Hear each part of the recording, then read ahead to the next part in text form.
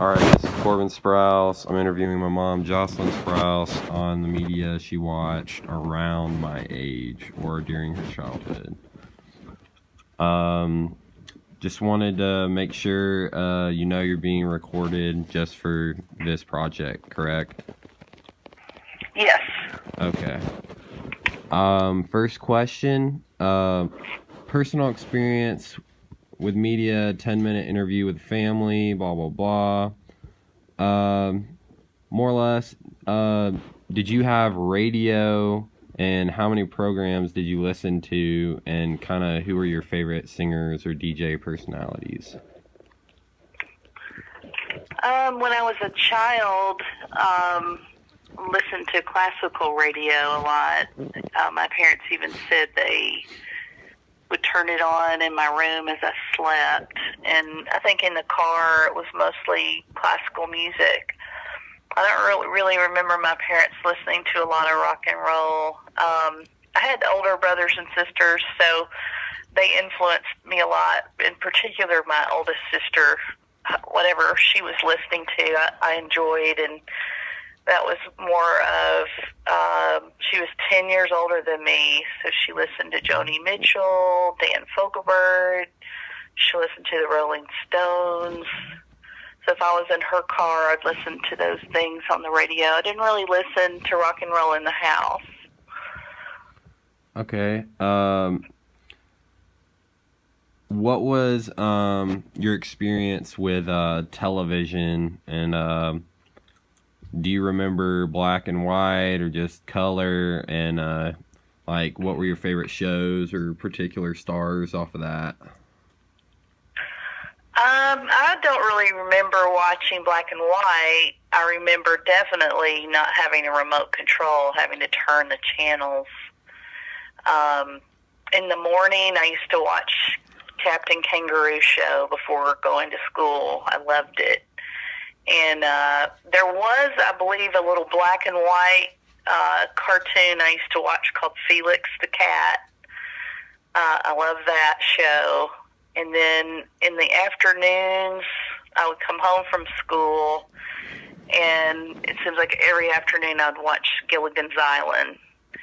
Also like watching I Dream of Jeannie, and there was a show called Family Affair. It had these two little kids, Jody and Buffy, and I used to love watching that show. On Saturdays, I kind of had a routine with Saturday mornings. I would watch Bugs Bunny, and then my sister that's 7 years older than me, we would get all dressed up and watch Dick Clark's American Bandstand, and we would dance. It was a dancing show with a bunch of teenagers, and I just thought that was the coolest thing. And then right after Bandstand was Soul Train, and we would watch that too, and we would dance while watching those shows. And then it seems like on the weekend is when my family would mostly watch TV.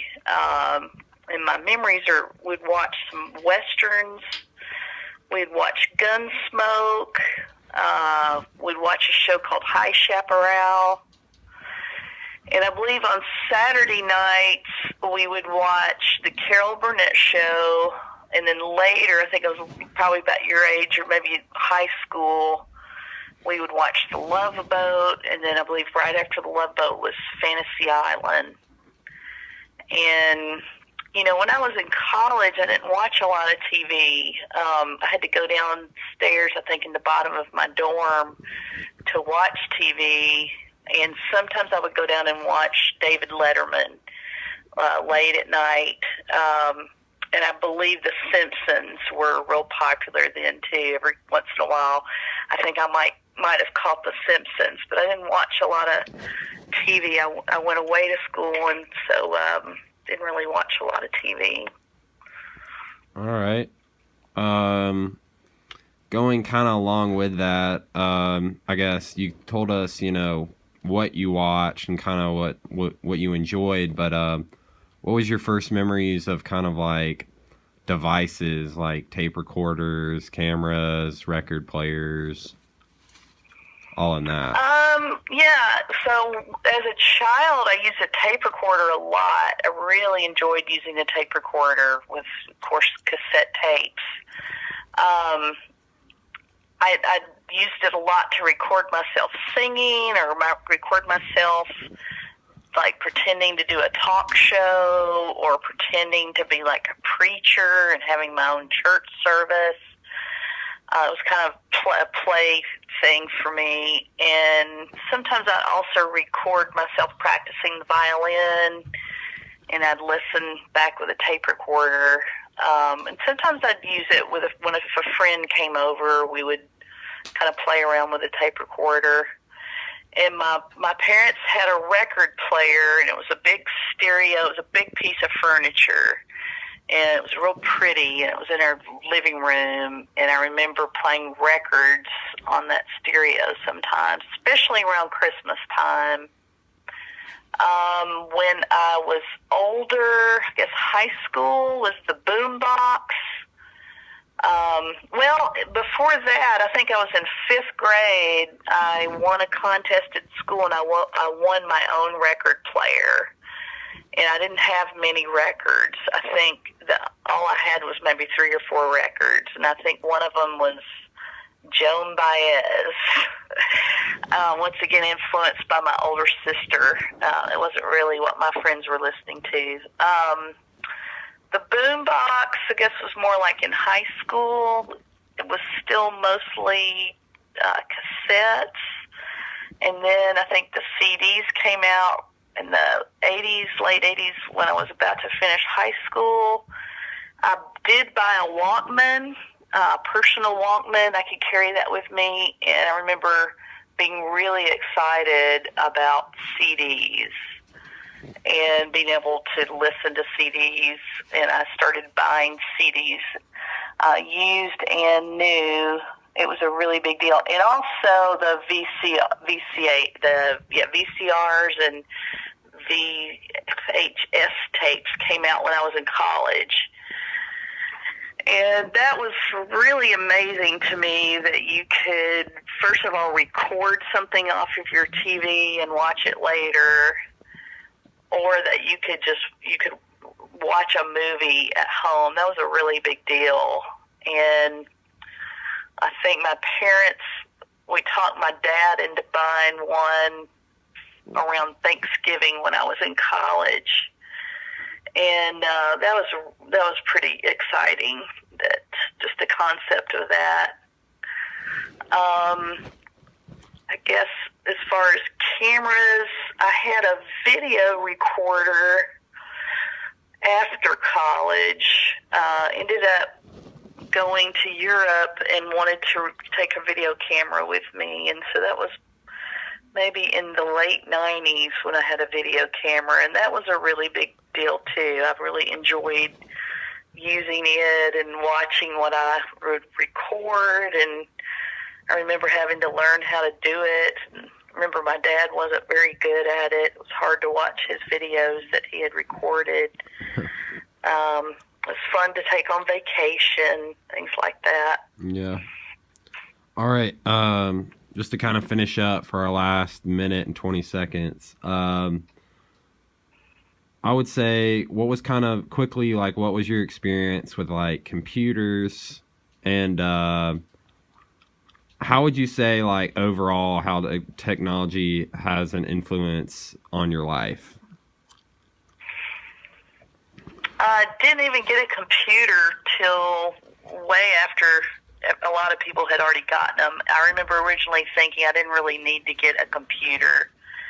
And, of course, that's pretty crazy to think that in today's terms, and really finally got one because I felt like I was going to lose work if I didn't have an email address. And that would be because of your violin, correct? Just getting jobs, email. Getting emails about jobs for gigs and things like that. I wasn't even that interested in looking on the web. I didn't really know what all was out there. And then, of course, once I started exploring, I realized, what a big world was out there on the web. And then, as far as social media, I really wasn't interested in social media either. In fact, a lot of my friends were encouraging me to get on Facebook, and I resisted that for a long time as well. But of course, I really enjoy it now, and I love the instantaneousness of it. I guess what I didn't mention was the fax machine was really important. My sister lived in Costa Rica, and we were able to send her faxes. So instead of sending her letters that might take weeks to get there, and sometimes she wouldn't even get a letter, she could get a fax right away. And my parents used to also send me faxes. If I travel, especially when I was in Europe, they would send faxes to me to the hotels. And that was pretty amazing to me that you could get something so instantaneous. So probably just like the transfer of something that, really difficult communication to really like instant communication. Right, exactly. Just having to totally be dependent on a phone call or the mail, that just wasn't necessary anymore. The fax could get you right away. Could get to you right away. And even though my trips to Europe were not for very long, they were only for a few weeks. You would never send a letter to someone just gone for a few weeks to Europe. It just wouldn't get there in time, or it wouldn't get to the right hotel, whereas a fax would go right through. Yeah. Well, I want to thank you for taking your time to do this interview. It was pretty enlightening. Enjoyed it. It's good talking to you. Yeah, you too.